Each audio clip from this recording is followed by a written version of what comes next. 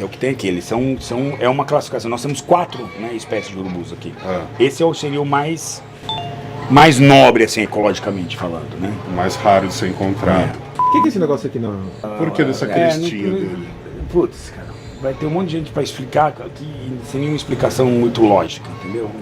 Esse artefato aqui com uma funcionalidade mesmo, né? É só um adereço pra ele ficar Agora, bonitão. se liga o narigão dele como é bem aberto, tá vendo? Sim. Em cima do bico. Vem, Granão, vem. Vem. Ele quer sentir firmeza. Aí, boa! Boa, Julião! Boa, Julião, porra! É disso que eu tô falando, olha só a energia, Julião. Olha só a energia.